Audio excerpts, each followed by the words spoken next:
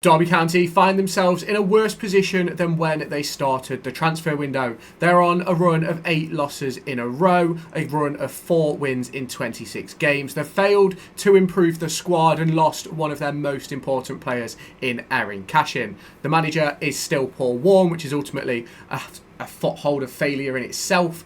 You've then also got the failure to use the youth academy and the failure from David Clowes to follow through on his promises, some which were made nearly 3 years ago. Now, Derby County have come through this transfer window with 4 new players. They've ultimately lost about 8 or 9 of them due to injury. We're going to cover all of these topics across the course of this video, and it might be a long one, so you might want to go and get yourself a drink, you might want to get yourself some food as we get into all the major problems that Derby County are finding at the moment, and why, in my personal opinion, we need change at the top end of the club all the way through to the coaching staff. Now, I mentioned about transfers. Let's talk about them briefly to begin with. Derby County bought in Sondre Langas, Matt Clark, Lars Jorgen Selverson and Harrison Armstrong. And I'm not necessarily saying that those additions aren't going to be good players, but ultimately, we've lost our most sellable asset, probably our best player, in Eiran Cashin for £9.5 million. And we'd already spent £1 million before Cashin went, and we've only spent £4 million of that £9.5 million. Now, I understand people are going to say, but transfer deals are done in instalments. Well, guess what? We can do that too, on that money from Eiran Cashin. Like, I don't want to hear those excuses down in the comments, because ultimately what other clubs do, we also do. So don't think that we can't spend the money coming in from Cashin. There'll be a guaranteed fee that we know we can spend. And if we've spent all of that on Sondre Langas, then there's a big problem at the top end of this football club. Now, Matt Clark, excellent addition, knows the level, brilliant player, 250k for 6 months. Ultimately disappointed by that. I would have preferred an 18-month contract or something, just so we've got a bit more commitment heading towards the summer if we are to go down. Lars Jorgen Selverson, I think it's a 2.5-year deal, maybe 18-month deal, something like that. 800k. I believe it will turn out to be a good deal. I think right now I do feel for him in the way that we play with Paul Warne, because as much as he's a big strong body up at the top of the pitch, when we're just lumping it to him and failing to get the ball, I think Malcolm Christie said something like we failed something like 80% of our passes, long passes at the weekend, and that ends up falling on Selverson for being able to not win the header, but ultimately it's because we're not playing. Harrison Armstrong is a deal which I don't really get. 18 years old, barely got a foot in of senior football, and in my opinion it's just a step in the way of the academy. Now, he could go on to be absolutely amazing. I'm not going to say he's not a good player, but ultimately I just think it's a deal where you look at those players in the academy that are playing their heart out, especially someone like Cruz Allen. They're going to look at this and go, what have I got to do to get just an opportunity, just to get on the bench and play 10 minutes? Because ultimately, Paul Warne hasn't given many debuts. That's what we need to understand. I think Jake Rooney made his debut under Rosenior. I think Dejan Brown made his debut under Rosenior. It might have been under Warne the year a little bit later on. I'm not 100% sure on that one. But like, we've got these players where we've not really given debuts, and it's difficult and really, really disappointing to watch the way we are going as a club, because we need that academy to be able to bring in investment, and that's where I sort of get onto the sales of a player like Eiran Cashin. £9.5 million we've received for Eiran Cashin, could potentially rise. Some people saying 12, some people saying 15. It'll be a big topic of discussion what it actually is in the end, but we don't know that right now. But to be able to get those fees, those players have to play. And I put a tweet out on Twitter before the Sheffield United game about Jake Rooney and Eiran Cashin. Eiran Cashin got his opportunity in administration because we had no one else. Phil Jagielka had to leave the club because we couldn't extend, which meant that Cashin had to step in because I believe Stearman was injured at the time. So it was one of those situations where we had no other choice. I felt at the weekend we had no other choice other than to play Jake Rooney at some point throughout the game, especially when Ryan Niambi went off, and ultimately Paul Warne chose to put our best midfielder in defence, which I'll never understand. And ultimately, Ibu being a midfielder is the reason why we conceded that goal. You can't put blame on Ibu, it's Paul Warne's fault. But again, it's those decisions which come from those people upstairs which It's Paul Warne, it's David Clowes, it's Stephen Pearce. I know Paul Warne would do all the football side of things, but that situation to get rid of Cashin, not improve the squad, hasn't really gone to plan. Now, we also talk about some other players that have left. Tawanda Chiwa returned back to Wolves. He's now gone on loan, I believe it's to Huddersfield Town in League One. I think he'll do really well there. I think the biggest problem for him was he came in, got injured, came back, got a concussion, and then came back and had 2 stinky performances. So it doesn't surprise me that he went back and has then obviously returned to another loan spell where he's gone out to Huddersfield. We obviously let go of James Collins to Lincoln City, scored on his debut, which I'm not surprised about. He'll score goals at League One level. We then go on to Sonny Bradley, who's gone out on loan to Wycombe, but I doubt he'll come back, if that makes sense. I think he'll be gone now. We've also then got to talk about the injury list, which sort of links into this whole discussion about transfers, because you've got Curtis Nelson out injured, you've got Dejan Brown out injured, Corey Blackett-Taylor's injured, Callum Elder's injured, Rooney, Ward and Osborne all have fitness concerns, and then you've got Kane Wilson out with an injury as well.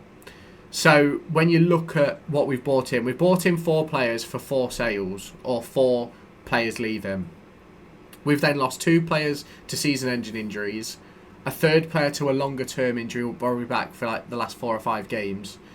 You've got 3 players who Warne doesn't seem to trust to play based on fitness, or can't play multiple games over the course of a week or whatever, with Ben Osborne. Joe Ward obviously having that continuous injury with his knee. You've then obviously got Jake Rooney, who just doesn't seem to get a look in. And obviously you've got Kane Wilson, who's out for hopefully he'll be back over the course of the next few days, but who knows? We'll probably never know. And for me, that then leads in to a failure of the club, which is to add depth and extra quality. Now, I believe we've added extra quality with the players we've bought in, 3 of them at least.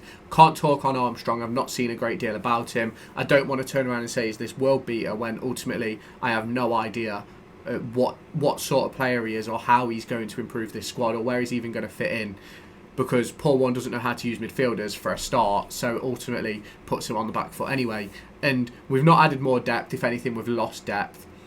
We've added quality, but because of the loss of depth, we've lost quality, if that makes sense. And in my opinion, I believe we're weaker overall with the squad and the way we're going at the moment. And it's disappointing looking at Derby County. I did put out a tweet this morning saying that David Clowes, Stephen Pearce and Paul Warne all need to go. And I'll get into that in just a moment, because it all links into transfers, it links into additions, it links into sales. Now, if we go on to that, David Clowes for me needs to go because he doesn't want the financial burden. We can see it firsthand. The only money we've spent has come from sell-ons and sales. Sell-on percentages from the likes of Kellyman, Delap, Bogle, I think we got some money for. All those players that moved in the summer, that's where our summer transfer budget came from. You think the Bird and Knight money that we received, some of that went on Corey Blackett-Taylor. That will have Bird's money will have gone on other transfers as well in the summer, things like that. You then obviously look at it and you go, we've made 10 million Eiran Cashin and only spent 4. If you do the whole window, we spent 5, but we'd spent 1 million beforehand. So it's one of those for me where David Clowes promised significant investment earlier on in the window. If you don't believe me, there's a video on the channel where I direct you to a quote which was put on the BBC from David Clowes to the BBC, which they then reported on, saying that he was going to give considerable investment to a centre-back to the squad. Now, yes, we spent 4 million on Langas, but that was after the cash-in sale, after we'd already spent 250k on Matt Clark. So it's one of those for me where I don't believe we are investing in the club to get better. I believe David Clowes, is just doing the bare minimum. And in my opinion, as a Derby County fan that wants to see this club be successful long term, I don't believe that doing the bare minimum is 1, right for the club, 2, right for him, and 3, right for the fans. Now, I can then go on to Paul Warne. I have my issues with Paul Warne. I can discuss his style, his problems all day, and we'll get onto the form and things like that later on in this video. But we have failed to back Paul Warne in this transfer window.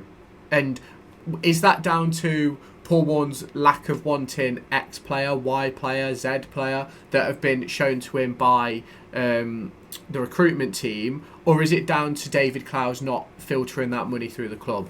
Is it down to Stephen Pearce failing to negotiate, which again is another thing which then falls onto David Clowes, because he decides the budgets, he keeps Stephen Pearce in a job, he employs Paul Warne. So everything that I'm talking about right now all falls on David Clowes, and a lot of people won't like that, because a lot of people feel like you can't criticise David Clowes, you can't talk about his failures as an owner so far, but ultimately I don't think that should be the case. We shouldn't blindly trust and blindly have faith, because look at what happened when we did that with Mel Morris. We didn't call out the spending when a lot of us knew we were probably spending too much. We trusted him, but no one really called it out. It was minimal, right? And we're in a position now where we were promised a competitive budget at the start of the season. I don't believe we've had that. Because obviously at the start of the season we weren't expecting Cashin to go. So I think the 4 million transfer of Langas needs to be ignored for the time being. We were promised a competitive budget, didn't have one. Paul Warne was promised back in this window, didn't get it. David Clowes promised a director of football, didn't get one.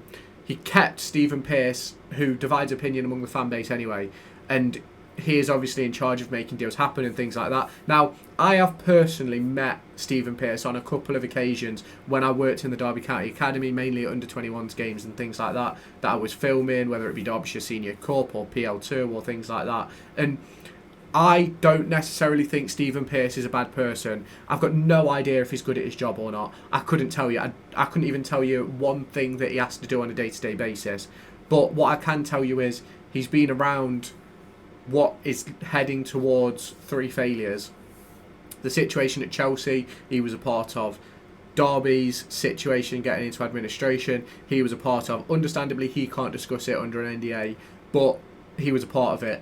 And now a failure to invest, failure to improve the squad falls on his shoulders again because of another failure that David Clowes has done, and that is not having footballing expertise on the board or having a footballing board in general, because the people on our board is the human performance unit, which is the 2 cricket guys is it Mo Babbitt, and there's another one, I can't remember his name, but there's the 2 cricket guys. You've obviously then got Stephen Pearce, who's the CEO, and then David Clowes, and there is no footballing experience in those 3, none at all. And for me, that is a joke.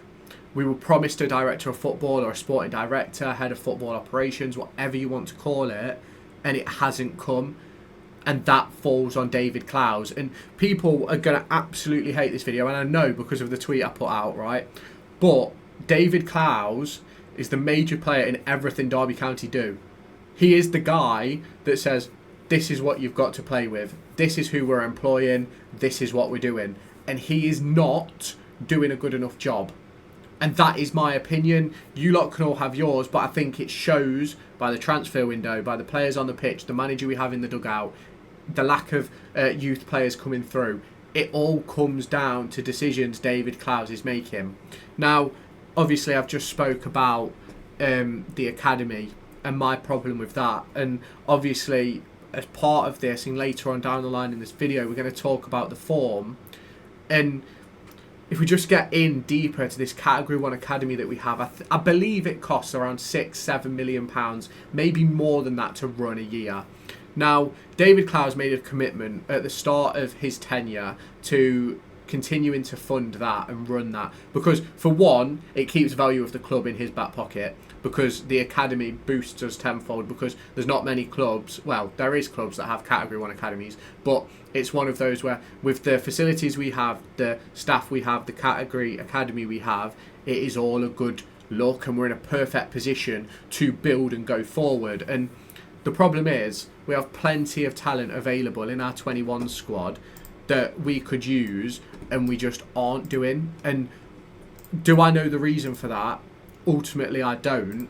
And in my opinion, it obviously does fall on Paul Warne to make those sort of calls, and he just isn't very good at making those calls. So for me, You look at the likes of Cruz Allen, you look at the likes of Niall McAndrew, Jack Perry, Lennon Wilden, Harry Hawkins, Owen Eames, I think it's Jerome Richards, Freddie Turley, Justin Ogatulu, Charles, I think it's Abuka, another youngster in. You've got Tristan Gill, you've got obviously the likes of Osong, you've got both Robinsons, Kai and Darren, obviously Jake Rooney, Dejan Brown, and for me, I just don't think this season we've utilised what we've got anywhere near enough, because we've gone through what people will claim is a horrific injury spell. Now, ultimately, the injuries have only really got big over the last few weeks. Now, we had injuries before, but they were shorter term, 1 week here, one player, 1 week there, one player. And that's something which, of course, is a problem, having injuries and players in and out. But at no point did Paul Warne give Dejan Brown a proper go. Hasn't given Jake Rooney a go. Jake Rooney's been back since September, by the way. He's played multiple 90 minutes for the 21s and he's now languishing on our bench. He's not given any, like Freddie Turley's been on the bench 2, 3, 4 times over the course of the last few weeks or whatever, and hasn't been given an opportunity to show that he's capable despite our lack of depth in the midfield. You then, obviously, Jake Rooney, lack of depth in the midfield. Freddie Turley, lack of depth in the midfield. Both players not given the opportunity. Jake Rooney, lack of depth in defence, not given an option. On the weekend, Paul Warne would rather play a midfielder at centre-back or right-back, whatever position it was, than play a natural right-sided defender in Jake Rooney, who can play right-back, he can play right-back, right centre-back, sorry. You can also play in holding midfield. Just doesn't give him a go. And for me, if I was the dad or the mum or the guardian or whatever of any of our academy products, I'd be looking to hear from those at the top of the club about what the plan is for personal development, what the plan is to move forward in those academy situations to get into the first team. Because ultimately, I understand we're in a relegation battle, we're in a poor run of form, but ultimately that leaks into this exact same discussion. It literally can't get any worse. We cannot get any worse. We're losing consistently. We're not performing well. Teams aren't having to get out of first gear. What could possibly be worse than that? We look like we're getting relegated. Nothing can be worse than that, apart from obviously going bust, whatever. But why have we not given Cruz Allen a go? Niall McAndrew, Kai Robinson, Dan Cox, Jake Rooney, all of these players that have performed well in the academy. Jake Rooney personally has performed well in the first team, in my opinion, during that spell in League One, still not been given an opportunity. And why is that? Because we're lacking depth, we're lacking players. I understand the situation is difficult. And ultimately, I do believe that even if you chuck these youngsters in, I don't think anything changes about performance, because I believe the problem falls on Paul Warne and Paul Warne's shoulders, and I believe that his football will never suit a young player. It will never suit a developing talent of our own, because I don't believe he knows how to develop players. You can obviously answer this question for me down in the comments, but I don't think I can tell you one player Paul Warne has improved since signing or since joining the club. I don't think there's a single player that Derby County have had over the course of his tenure, which is coming on to 2.5 years, that has got better and improved. I don't think Eiran Cashin improved. Eiran Cashin just did the same things he was always doing. He just got more street smart. And that doesn't come down to the manager, it comes down to experience. I believe Eiran Cashin would be 10 times the player if we'd still have Liam Rosenior, because Eiran Cashin is not the type of player that Paul Warne was trying to play. And I think Cashin sort of alluded to the different style of play when he joined Brighton in his interview. And we're never going to get another Cashin at 10 million quid if we're not using the academy products that we have. Ultimately, I think it's a death trap for academy players now, Derby County. I understand people are going to talk about the administration, the rebuild, etc.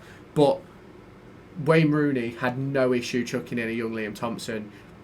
Louis Sibley ultimately didn't really trust Sibley, but he gave him opportunities. Cashin gave him the opportunity. Buchanan, ended up at points being our main left back. You've got Malcolm Ebiowei, Festi Ebiseli, Luke Plange, who else made starts? Louis Watson, all made starts for Derby County in that season. I think Bartosz Cebulski could have had a hat-trick on his debut against, I think it was Bristol City if I remember rightly. Could have scored after 3-4 minutes.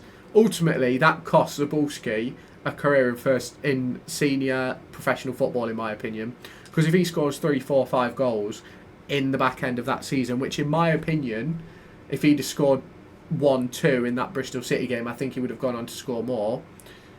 But it's one of those things. We weren't scared to use our academy. We'd never been scared to give an academy product a go. Jason Knight was put on the bench for a playoff semi-final and final at Leeds and at Wembley by Frank Lampard. No bother.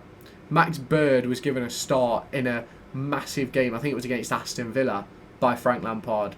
When realistically, Bird wasn't ready, but you had to chuck him in to see that, to show him where he needs to improve. And then you've got a base to work with. These players that are sitting in our academy have no idea if they can play first team football. None of them do. Because you don't know until you do it. And that's always been my argument. Now, obviously, we'll get onto the form now. We're in awful form. I don't think I need to tell you that. I don't think anybody needs to tell you. 4 wins in 26 games. 8 losses on the bounce. I believe we've scored 3, maybe 4 goals since Boxing Day. We're sitting in the relegation zone, 2 points away from safety. Everyone around us has made 5, 6, 7 signings. And don't tell me about we don't have the money, blah, blah, blah. We've got 10 million from Eiran Cashin. Do not say that down in the comments, please. Right? Because I think I'll lose it. Because we have money. And I don't ever want to hear anybody say we can't sack Paul Warne because we don't have the money. We have money in our back pockets. And ultimately, what's actually going to happen is David Clowes is going to use that on running costs to drop the losses a little bit lower. And it's going to cost us the opportunity to stay in this division. Now, I'm recording this at 11:15 on the day you're watching this. Obviously, as of right now, we don't have a good enough squad. Well, in my opinion, we've got a good enough squad. The manager's just not good enough to get it out of the squad. Our depth is shit. Our team's shit. The board is shit. Everything's shit. League One, welcome, I think is the saying. Many people get excited by the prospect of being in League One. I say many people. Only League Two clubs getting promoted. But me, I won't be excited about League One. I can see season ticket numbers dropping over the course of the next few months when they go back on sale. I'll still go. I'll still buy. Obviously, I make content on Derby County now, so I sort of make me money back, kinda. So it's one of those for me where we are in the shit. We're in a very difficult spot with Paul Warne, very difficult spot with David Clowes and Stephen Pearce. I know a lot of people are going to be fuming about the fact that I'm calling out the owner, the Lord and Saviour David Clowes, and I do say that sarcastically. And there's no disrespect intended towards David Clowes. I really do appreciate him buying the club out of administration, and I appreciate him footing the bill over the course of the last few years. But ultimately, you can't just pay the bills and leave it at that. You can't just reinvest partially what you bring in. You can't do that, especially not at championship level. If we stay up this season, I will be truly and utterly surprised. And that's not me being sort of negative. It's just me being real about the situation that we find ourselves in. And obviously, that's a situation which I believe is going to carry on and continue while David Clowes is the owner. And while we fail to have a manager who is capable of performing at this level, while we fail to have a sporting board in a sense of football, it's amazing having cricket guys on the board, but what do they know about football? What can they say about Paul Warne's style of play? Nothing. What can they say about Paul Warne's ability as a manager, a player's ability? None. They might be able to give metrics and numbers, but that's all they're good for, really. And we're in a massive black hole now as Derby County fans, as Derby County supporters and everything that goes with it. You can obviously let me know your thoughts down in the comments. If you have not done so already, make sure you hit that subscribe button, turn on that notification bell, hit the like button as well. I'm really intrigued to see what you guys have to say. I know I might get a lot of sort of stick for the David Clowes discussions, but ultimately the discussions had to be had. It is time for change at Derby County, and it has to come from the top, and it has to go all the way down to the coaches. I'll catch you in my next one.